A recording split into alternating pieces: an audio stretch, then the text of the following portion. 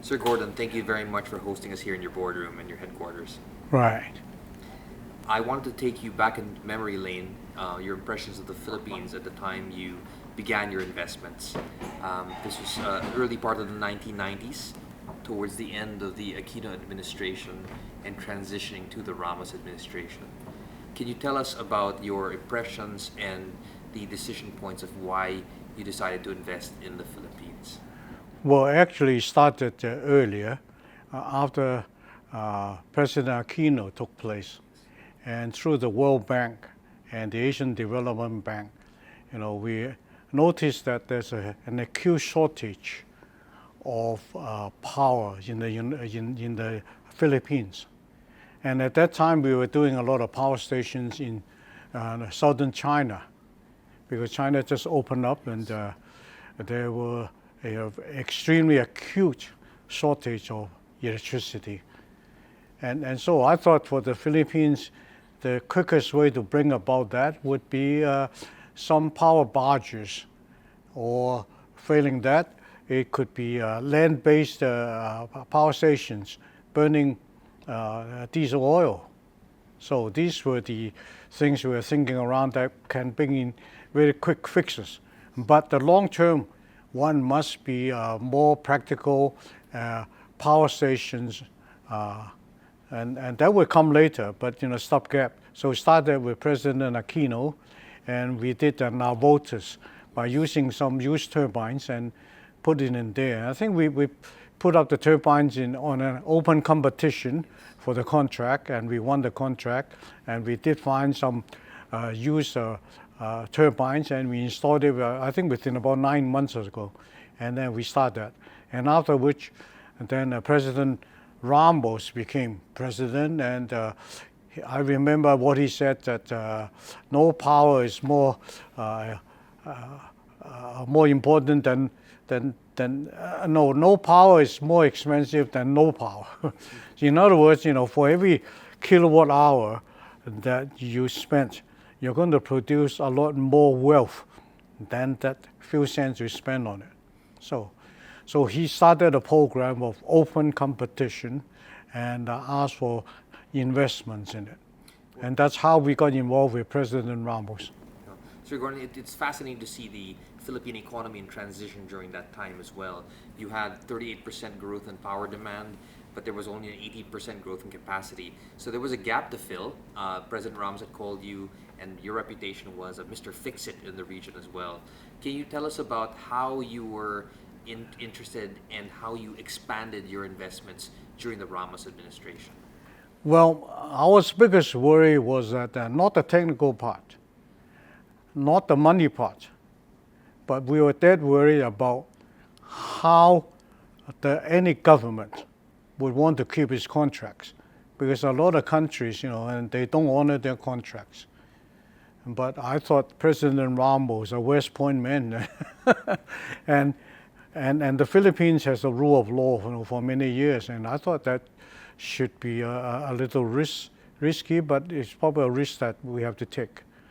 And I look at the Philippines, very nice people, very friendly people, and so I say, well, let's give it a go. And particularly, the first trial we did in Navotas, and the Philippine government did honor the contracts. When we send out the electricity every month, we bill them and they pay us. And that's how we answer to President Ramos' call and say, okay, as long as it's open competition, we don't want special contracts, but rather what we wanted is open competition. If somebody is cheaper and better than we are, okay. But if we are the cheapest provider, the quickest provider, we'll honor the contract and we do a deal. Well, Sir Gordon, you and Stuart Elliott rebuilt the business from a fleet of barges, Right. Navotas to Mindanao, and then you moved on to the larger, baseload plants of Sual and Pagbilao. Which is more efficient, and that means we can offer cheaper prices to the government. And if government in turn retails those electricity, so the government actually can make some money off us. Well, it was fascinating that you came at the right time when power demand was soaring and power capacity was at a deficit. Could you tell us also what gave you comfort in terms of the contract sanctity and the rule of law? Because the Philippines was still coming out of, one term out of, a dictatorship and really trying to find its way as a democracy. What other signals? Well, as I look at Ramos, that he supported President Aquino all these years. Without his support, I do not believe Philippines will be stabilized. He's a good man, so I say, okay, let's do that. And particularly, he insisted it would be open contracts, open competition contracts. So you were competing on the merits, and it appeared that that investment was set to broaden because you also got into a few infrastructure plays. Can you tell us about that transition towards more infrastructure beyond the power industry? Well, actually, I like the Philippines, and at that time in my household, I think we have 4 or 5 Filipino maids and one driver, and actually it's more than my wife and I. And they were very nice people, they serve us well.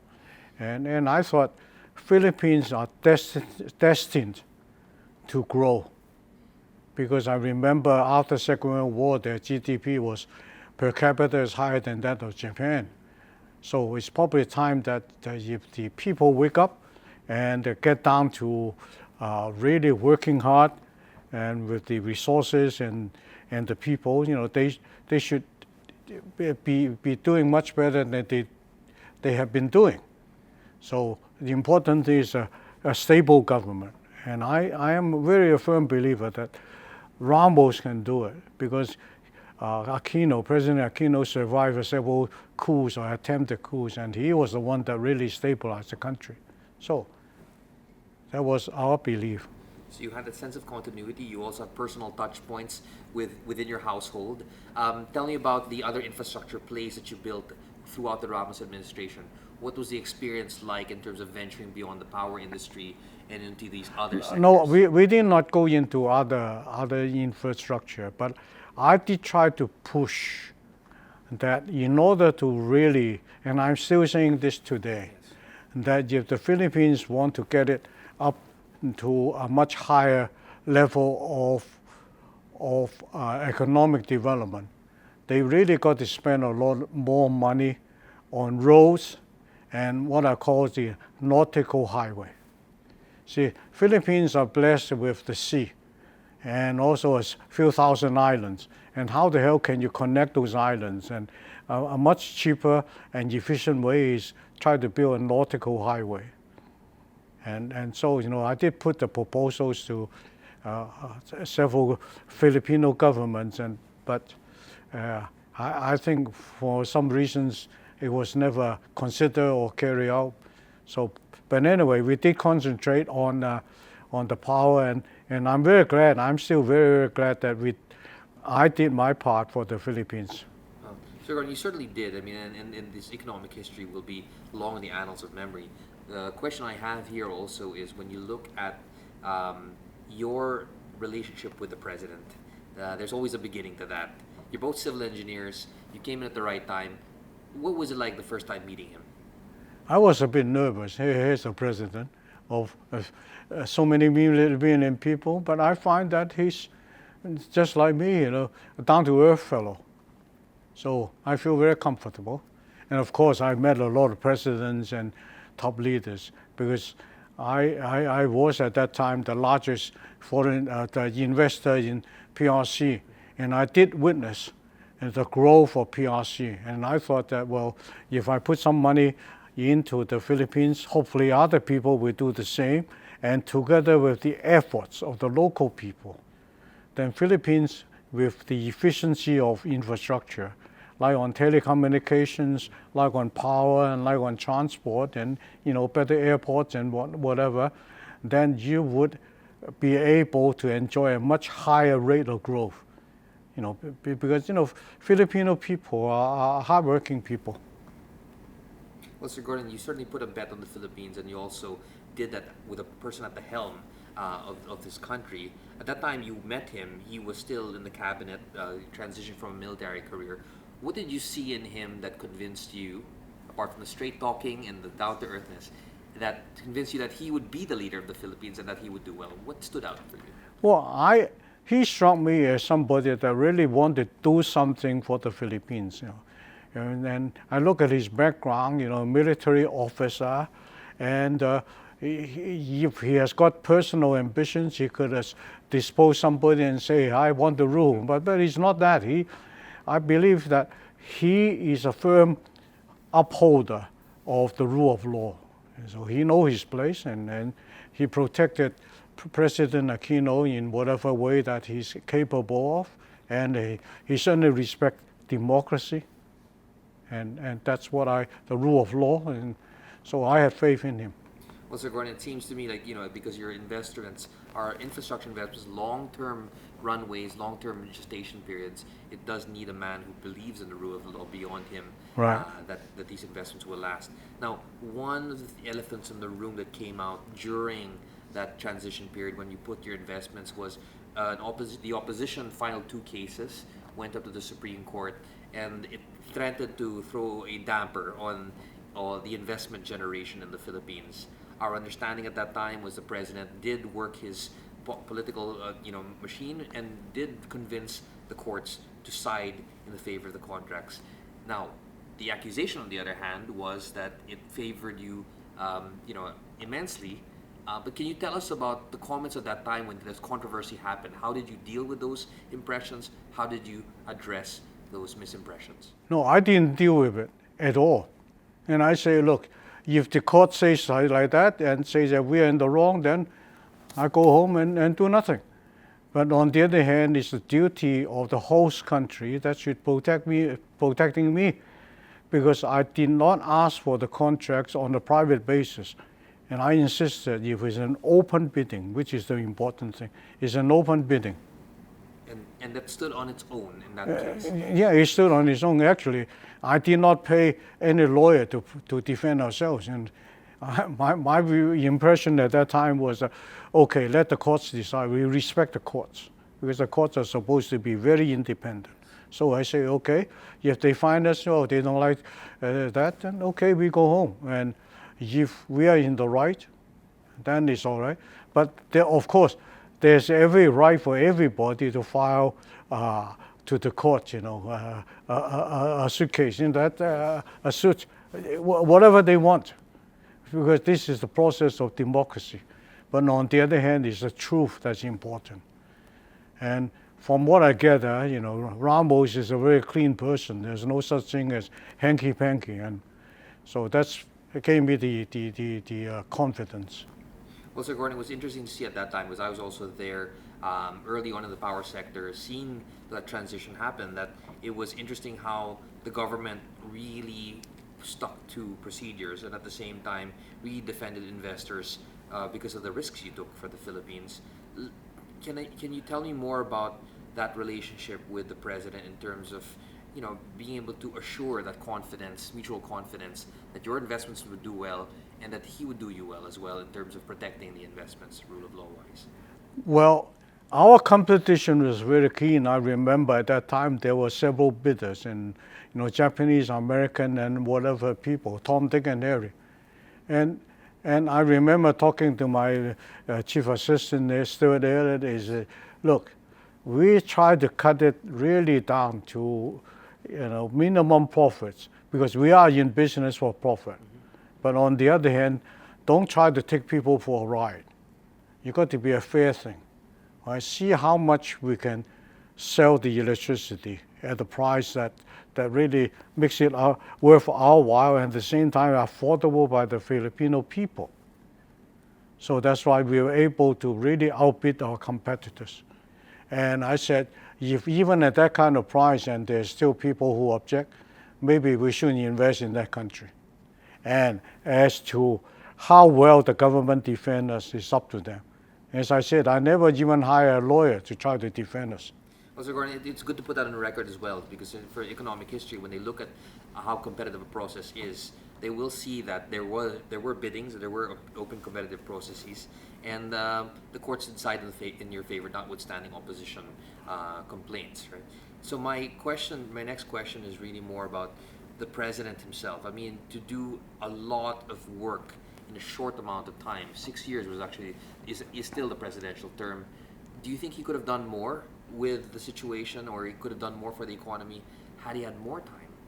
Oh, it's definitely so continuity. And if you can have dedicated people like this, that really want to do something for the country, and that continuity is very important. But that's up to the Constitution.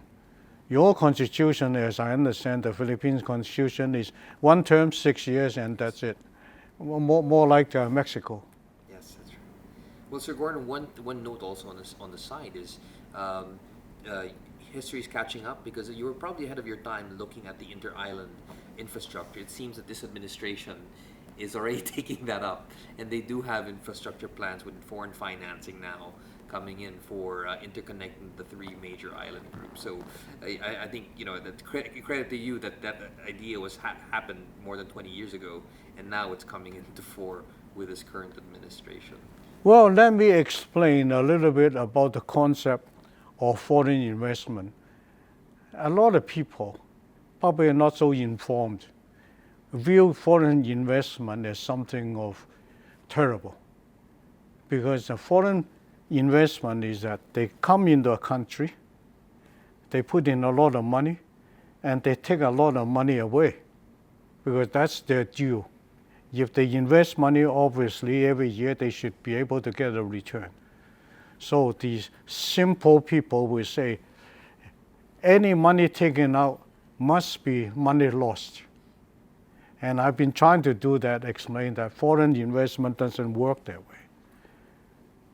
What it really works is like in a field. There's a household that has plenty of land, but they cannot produce enough wealth or crops. So a fellow from the next village come in and say, your field is not producing enough crops because your water supply is no good, you are not cultivating the land. Now let's do a little venture. I will bring in the water, I will cultivate the land, and let's grow some crops. And at the end of the day, after you sell the increased output of the crops, you pay that foreigner off, and you still have a much higher crop, bigger crop, than you will do it the present way. And that's what foreign investment. So the foreign investment, if we invest it properly on the infrastructure, where you bring in the efficiency, like on the superhighway, instead of wasting money on the fuel and the time, that you get from point A to point B very efficiently. And if you invest in fast ferries, for instance, you can get the fresh fruits from down in Cebu and all the way to Manila in no time. See, this is the reason why that a lot of countries, including the United States, at the 19th century, when they were developing the Wild West, they have to rely on foreign investment from England, which at that time had the technology and the money. And when you look at China, for instance, 41 years ago, they were poor, much more poor than the Philippines. And yet they welcome foreign investment. And look at what happened after 41 years. Their GDP grew right up. So, in other words, any country that wants to move the economy forward, you got to have efficient infrastructure so that you bring in better production and better efficiency. And this is the important concept that people must understand. That's what foreign investment. You look at Hong Kong. Hong Kong, we welcome foreign investment into Hong Kong. And the foreign firms that come into Hong Kong, every year they ship out a lot of money. So theoretically, Hong Kong people should be poor. But instead it isn't. Because what the foreign money generates of wealth here, quite a bit of it is left behind for our locals to share. So this is what foreign investment is about. And I believe that President Aquino, and also President Ramos understood all that. Well, thank you for affirming that, because I mean the the idea of foreign investment also, net of the repatriation, it creates a virtual circle of growth and a higher base. That's an important part of the discourse now, that other forces of populism and socialism are actually coming in the way. So it'll be good not only for the annals of the FVR Oral History Project, but for a defense of a responsible capitalism as well. Well, two countries, during history for a long time that did not welcome any foreign investment at all. One is the Soviet Union. You never heard Joseph Stalin talking about foreign investment, and look at what happened to the Soviet Union, how poor they are. Mao Zedong's China, same thing. From 1949 to 1979, until Deng Xiaoping said open door, they never talk about any foreign investment. And look at that period, 1949 to 1979 of People's Republic of China, how poor it is. And the counterpart in Taiwan, which is part of China, and look at Taiwan, 1949 they were defeated, and they were in Taiwan with virtually nothing, but there was an open door policy on investment, and look at what happened to Taiwan. So it's an analogy of like the fellow from the next village coming in to help you with the water supply, with the plows and cultivating, and with the better seeds and crops, and so that at the end of the day, everybody benefits because the land grows more. Well, beyond that, those parables, it's really those successful case studies you see, which is the East Asian growth miracle, which you've been a pillar of. Now, I want to bring it back towards the end of the Ramos presidency, Sir Gordon. You actually made a conscious decision to reduce your investment portfolio years shortly after the administration. Could you tell us about what led to that decision? In our case, we hit a big setback because in Thailand, the people there don't honor contracts. So we got to reduce our investments overall to make sure that we can repay the banks. And we did repay the banks. We take a big haircut, but nevertheless, we survived, and I still have very, very fond memories of the Philippines. I wish I can do more in the Philippines. Well, there may be an opportunity down the road, but if I could add also, because this is also part of a larger history, so that was a good context to take into account when you did curtail your investments going forward. Let me ask you also about the environment, governance-wise. You note that rule of law is important, sanctity of contracts. Is there something that you saw apart from the next leadership, the investment environment itself, that led you to have less confidence moving forward? Well, it was at that time after Ramos, and I thought that maybe the rule of law there is not going to be reinforced as rigidly as what Ramos was believing in. See, Ramos could have been a dictator very easily, but I admire him how he served President Aquino. Yes. Well, Sir Gordon, since you have a George Washington clock here, it reminds me of that. Some people do compare it to Cincinnatus, and George Washington, where after his term, he could have had the temptation to go with that. He could have listened to it, but he decided to step down as per the Constitution. Which is a huge respect to the Constitution and to the people. I think it was a period under Ramos, the growth of the Philippines and the stability was very, very good. Yes. Well, I think the proof of that is in foreign direct investors like yourselves did gain that confidence and decided to risk your capital and benefit from that, and have other people benefit from that as well. Now, on a more personal note, Sir Gordon, have you kept in touch with the president, former president? What is your relationship like nowadays? I only met him a few times, but the few times we talked together, I think I felt strongly we talked the same language, because he's a civil engineer from West Point, I'm a civil engineer from Princeton University. So, and we certainly understand America, we certainly understand Asia, and so actually he was well respected to the point, and that later on he went to China and served as a representative of the Philippines in improving the relationship with PRC. And the Bow Wow Forum and all that. Right. Well, Sir Gordon, can you just give me an anecdote in terms of what topics would you talk about? Net of governance and other issues, since you did have that personal, engagement with him.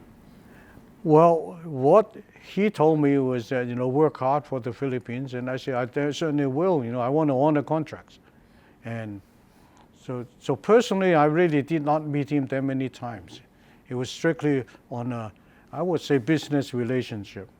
And I respect him as a leader of the country, and I think he respected me as somebody who's genuinely wanted to do something for the Philippines. And that we're in business, we put in money, and I got to have a duty to my shareholders and make sure we get a reasonable return. And this is something that I think Ramos understands the mechanism of capitalism. Well, Sir Gordon, finally, when you look at the president as he, continues his journey as a statesman, and history will try to remember him, what can we, the Asians of this generation, which has different governance models around us, threats of populism, you're looking at a lot of pressures and external risks, what is the legacy of President Fidel V. Ramos, and what can we learn from that moving forward? I think it's a case where that Philippines are very fortunate to have a forthright president who were able, first of all, to make sure that President Aquino was able to deliver during her reign the stability which is sorely needed, and continue when he became president to move the economy upward. And that is, I think, my observations. What a great man. Every now and then you got great people coming out, like China, you have Deng Xiaoping coming out here. And like in the Philippines, you have Lee Kuan Yew coming out here. These are the leaders that will bring good to the people.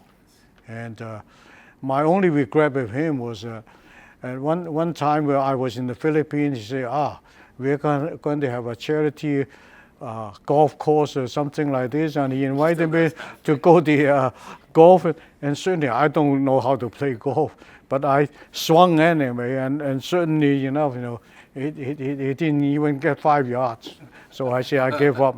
But I think your presence there was enough for him, because he does cherish your company. Finally, there was one trait that you would say that was very much a hallmark of President Ramos that you think aspiring leaders can look up to. What would that be? Down to earth. Down to earth. No fanfare, because I've seen some leaders, oh boy, this is, look as if, he's the most important person that ever lived, Yes, the president is a very important person, but he doesn't strike me as the one that go for all these pumps and no. Very down to earth, and I like down to earth people. Well, Sir Gordon, thank you for sharing your experience and your wisdom, and we appreciate you hosting us here all the way here in Hong Kong. Thank you, my pleasure.